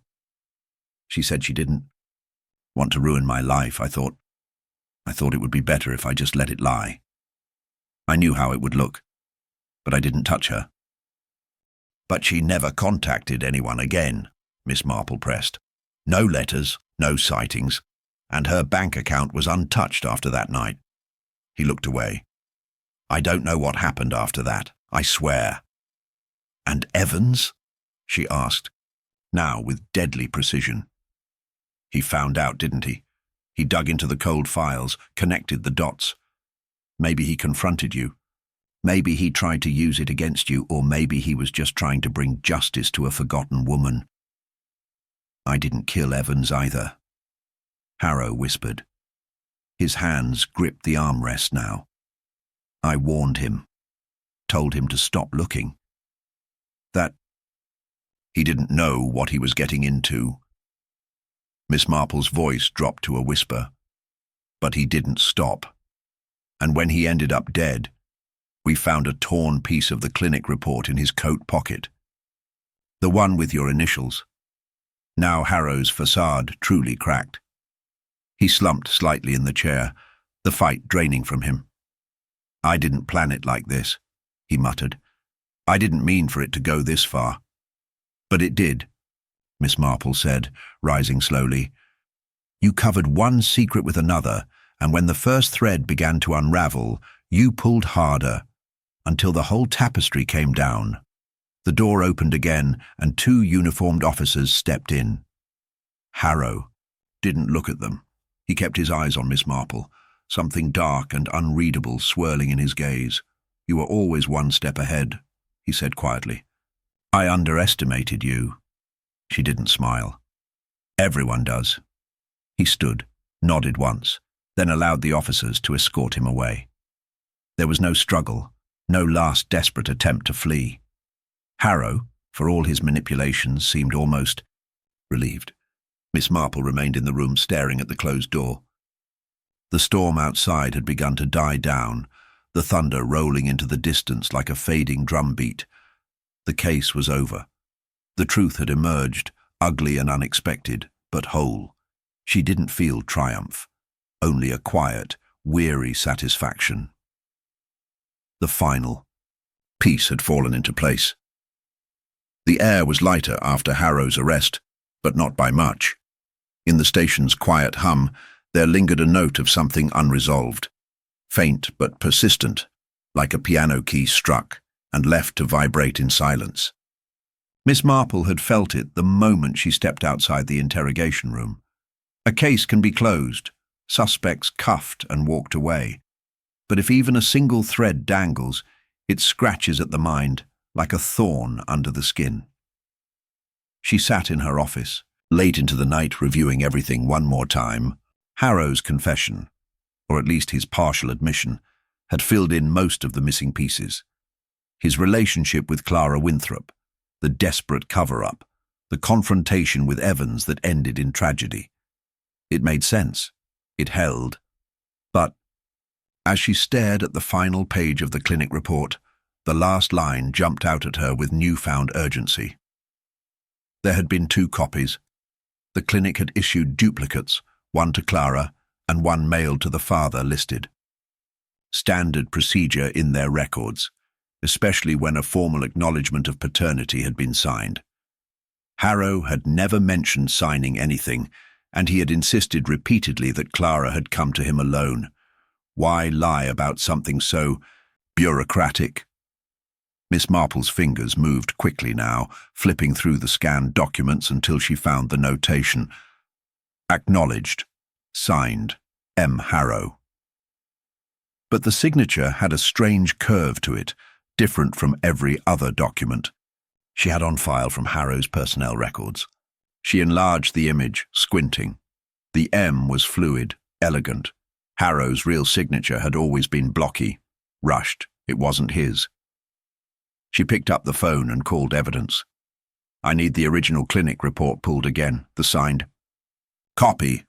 Now. The attendant's voice hesitated on the other end. Ma'am, we just logged that an hour ago into the long-term archive. Then go into the archive, she snapped. Please, this can't wait. 15 minutes later, the courier brought it in a sealed envelope.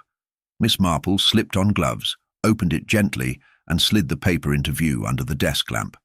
The ink shimmered faintly under the light. Then she saw it, a watermark on the signature line, a private investigator's emblem faintly embossed beneath the forged name. A PI had been involved. Someone else had known about Clara's pregnancy. Someone else had gone out of their way to impersonate Harrow. And if Clara had trusted that person more than Harrow, it suggested they'd been far closer to her than anyone had guessed. She opened her laptop and rechecked the phone logs from Clara's final week. One number kept repeating, 7 calls in 3 days. It hadn't belonged to Harrow. It belonged to someone else in the department. Someone whose presence in the entire investigation had been quiet. Maybe too quiet. Detective Colin Vance, Miss. Marple sat still, her hands on the edge of the desk. Vance had worked with Harrow for over a decade. They'd risen through the ranks together, but Vance had always been second, less visible, less ambitious. He had reviewed the cold case logs, yet said nothing about Clara. He'd been present during the Evans investigation, but always in the background, facilitating, watching, and possibly manipulating. She pulled his personnel record. There it was, an earlier assignment to Clara's district before she disappeared. Field training. That meant he'd known her before Harrow ever had. A photograph attached to the record showed a group of rookies at a summer picnic. Clara stood beside Vance, not Harrow, her smile open, her hand grazing his arm. Miss Marple's breath caught. He had been the one. Harrow was the diversion, the one Clara turned to only after Vance had abandoned her. The baby wasn't Harrow's. It was Vance's. Everything shifted again. Harrow must have suspected Clara was involved with someone else, but never knew who. That explained the fear, the silence, the guilt, but not the murder. That led back to Vance. She picked up her coat, and left the station quietly, heading across town to the riverfront building where Vance had recently rented a small flat during a supposed renovation on his house.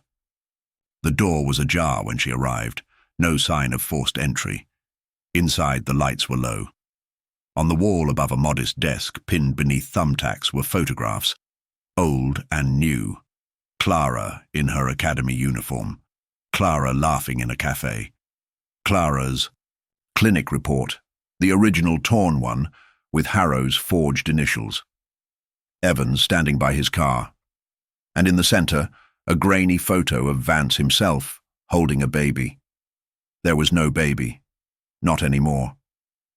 The record showed Clara had vanished before giving birth, but the image had been doctored, fabricated. A fantasy Vance had clung to. Miss Marple turned slowly. Vance stood in the doorway, a small revolver in his hand, pointed downward, but no less lethal. "I wondered how long it would take you," he said quietly. She didn't move. "You were the father," he gave a hollow laugh. "She told me she'd keep it quiet. Said she didn't want to ruin my life either. But when she went to Harrow, I knew. I knew she was trying to protect me. But the moment she made contact, with him, it was over." "You made it look like he was guilty," Miss Marple said. "All the signs, the torn report in Evans' coat. It was you." "I never meant for Evans to die," he said, voice trembling. "He was digging. I warned him too, just like Harrow, but Evans wouldn't back down." "And Clara?" He looked away. "She said she was leaving town. I gave her money, begged her to start fresh. But she didn't go. She came back. Said she wanted me to face the truth, that she'd tell internal affairs if I didn't take responsibility." "You killed her." A long silence stretched between them. "She wouldn't stop crying," he whispered. "I didn't mean to.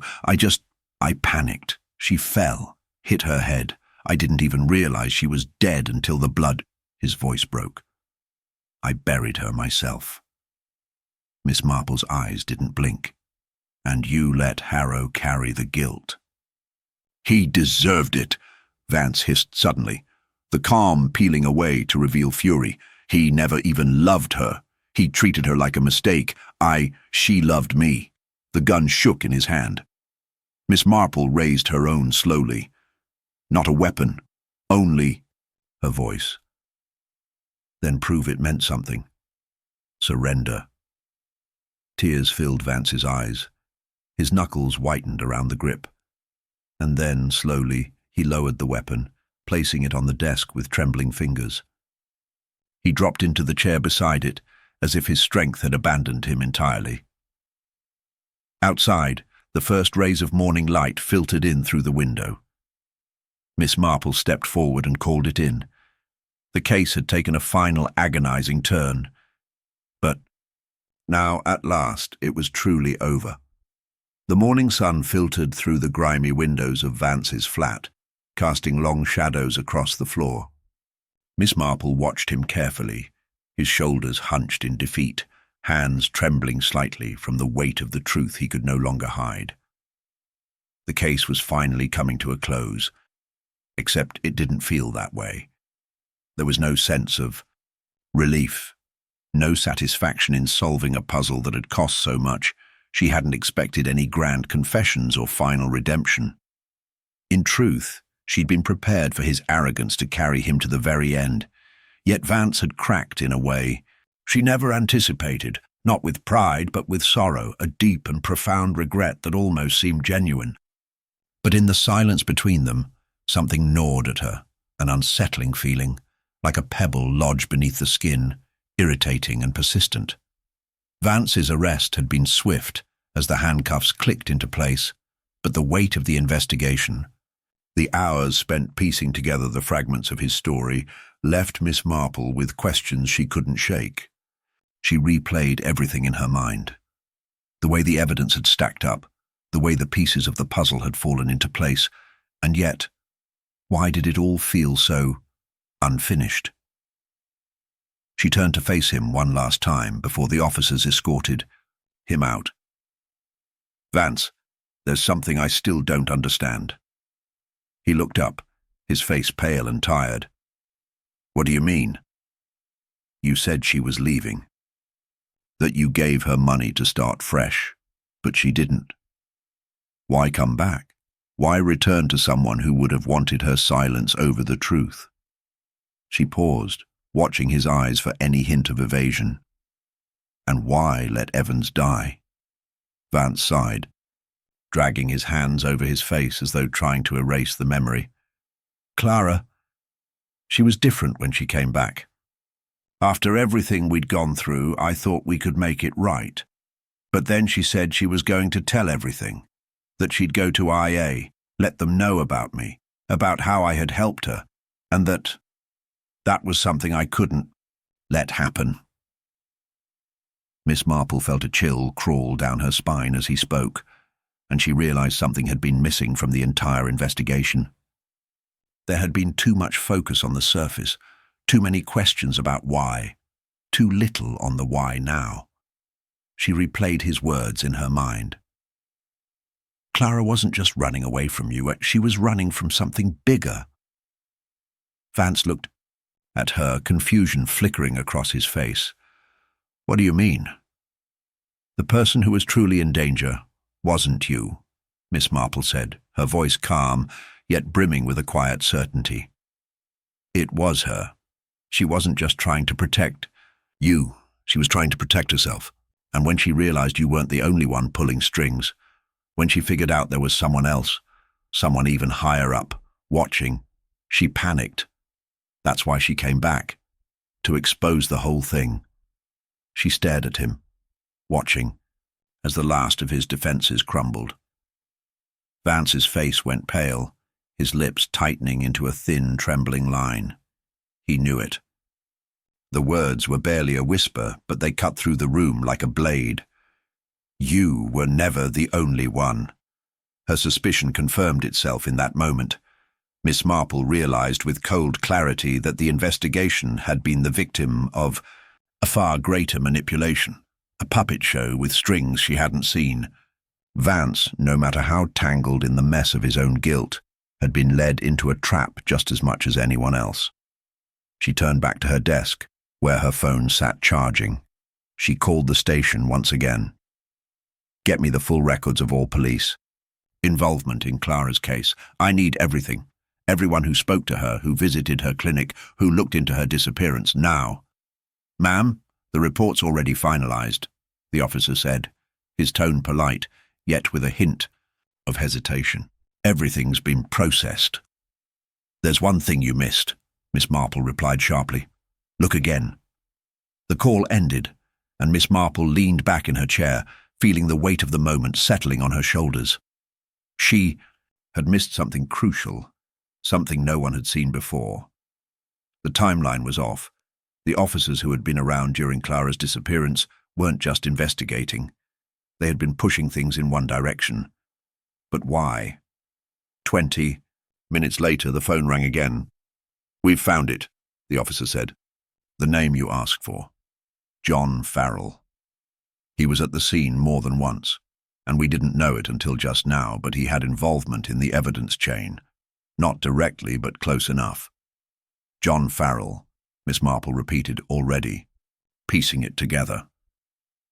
A name that hadn't come up in the investigation, but one that was tied to everything from the start. Everything hidden in plain sight. She called the department in charge of internal affairs. She had one mission, to bring down the silent puppeteer who had been pulling Vance's strings all along. Farrell, the man who had protected Vance, covered up his crimes, and ensured no one saw the depth of the conspiracy. It wasn't just about justice anymore. It was about exposing a system, revealing a network of corruption and control that had festered in the shadows for years. Vance had been nothing but a pawn in a game far larger than he could comprehend. But his confession, his failure to see it all for what it was, had cracked the first stone. The rest would follow. As Miss Marple wrapped up her thoughts and prepared to take action, she couldn't help but feel the sting of irony. She had followed every lead, studied every angle. But there had been something right in front of her the whole time. An overlooked name, a shadow cast where it had never belonged. And in the end, it wasn't just the criminals who had been hiding the truth. It was the system itself. Her phone buzzed, and she stared down at the message. Farrell's gone. Miss Marple didn't react. Not surprise, not shock. It made sense. They always ran when they saw the end coming. But the unsettling sensation hadn't left her. Vance was behind bars, but the questions, the holes in the case, they were still there. The game wasn't over yet, not completely. Justice had been served, but at a cost she hadn't expected. And she wasn't done yet. Miss Marple stood alone in the dimly lit office, the faint hum of the city creeping through the closed windows. The case had been wrapped up, or so it seemed. Vance was behind bars, Farrell had disappeared, and the layers of corruption were slowly being peeled away. Yet as she sat in her chair, the weight of unresolved questions pressed down on her, settling, like dust in the corners of her mind. The file on her desk lay open, the pages yellowing with time, the ink of her notes still fresh. She had reviewed it 100 times, every detail, every name, every twist and turn, but something about it still didn't feel complete. She stood and walked to the window, staring out over the cityscape, her mind racing. She had learned a lot. About the case, about the people involved. But there was one thing that still gnawed at her. One thread that didn't tie up as neatly as the others. The message left for her at the scene, the one that had seemed like a final act of defiance, from the killer was cryptic. Too cryptic.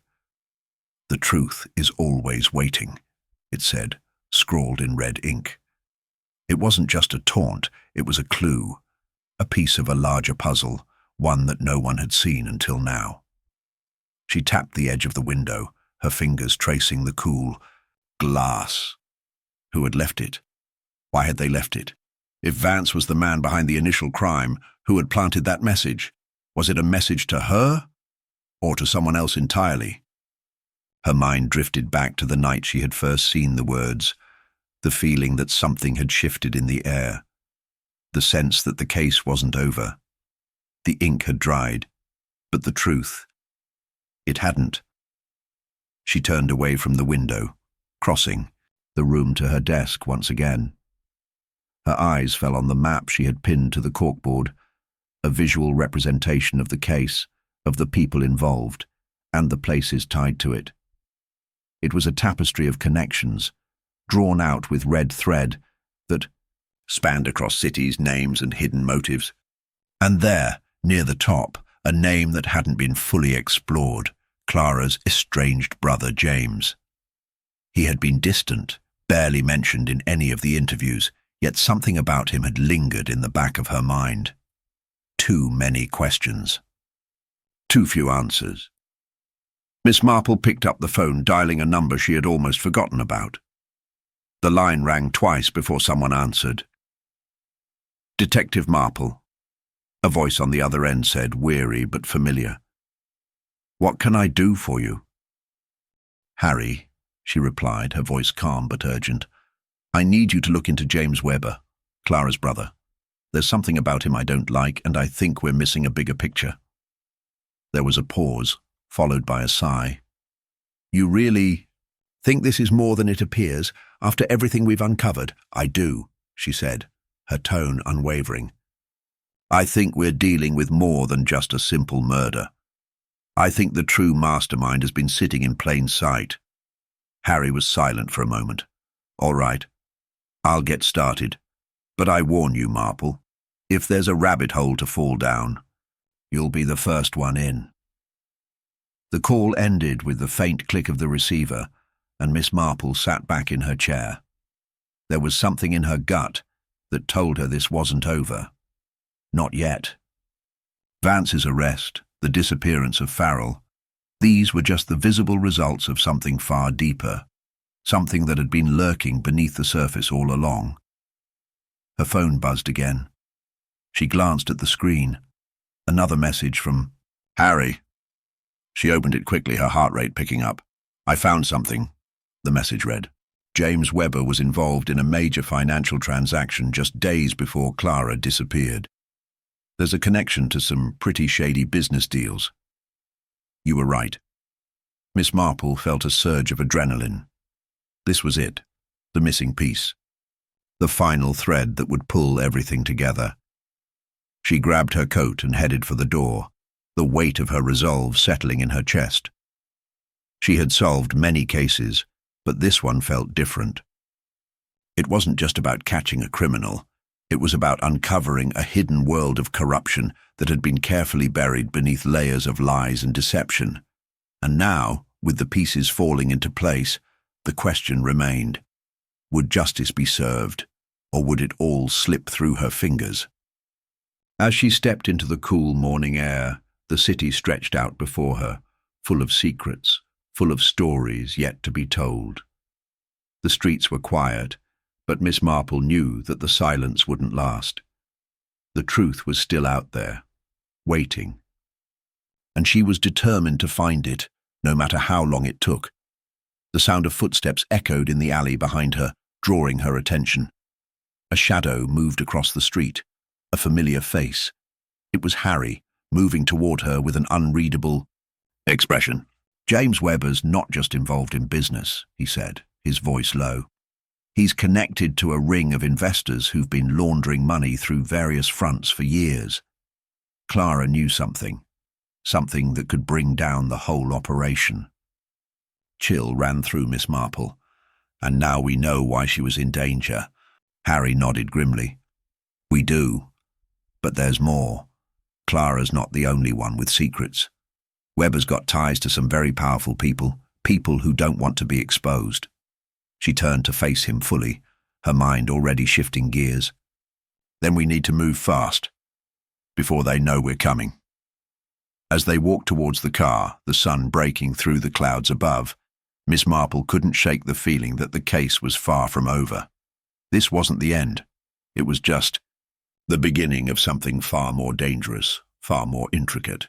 And with every step she took, the weight of the truth grew heavier, knowing that the deeper she went, the more powerful the forces against her would become.